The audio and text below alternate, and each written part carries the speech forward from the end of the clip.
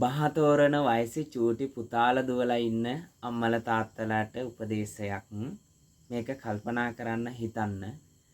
ඔයාලා තමන්ගේ දරුවන්ට හොඳම දේ කියලා හැමදේම දෙන්න ගන්නවා.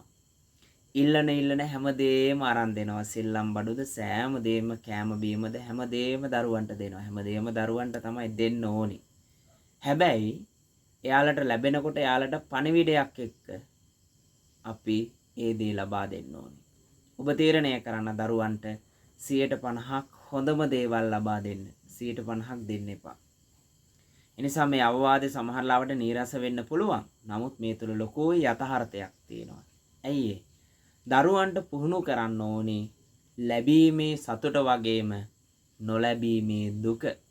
දැන් ගොඩාක් දරුවන්ට ලැබීමේ සතුට වගේම නොලැබීමේ දුක කියන එක දරා ගන්න බැහැ. ඒ නිසා ප්‍රශ්න ගැටලු ගොඩකට මුහුණ දෙන්න අම්මා තාත්තට සිද්ධ වෙනවා. ඒ නිසා විභාගයක උනත් ජය ගන්න පුළුවන් කමක් ලැබෙන්නේ ලැබීමේ සතුට වගේම නොලැබීමේ දුක පුහුණු කරාට පස්සේ. අපි හැම මොහොතකම පුරුදු වෙලා ඉන්නේ හැමදේම දරුවන්ට කියලා ලැබීමේ සතුට විතරක් ඒ දරුවන්ට පුරුදු කරන්න.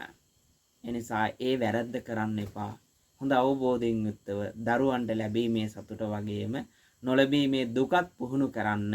කලමනාකාරීත්වය කියන එක හොඳ ඔළුවට අරගෙන වැඩ කටයුතු කරන්න. අවබෝධයෙන් දරුවන්ව මේ රටට ජාතියට සම්බුද්ධ ශාසනයට වැඩ ඇති කෙනෙක් බවට පරිවර්තනය කරන්න ඔබ තමයි පූර්වාචාර්යයි. තෙරුවන් සරණයි.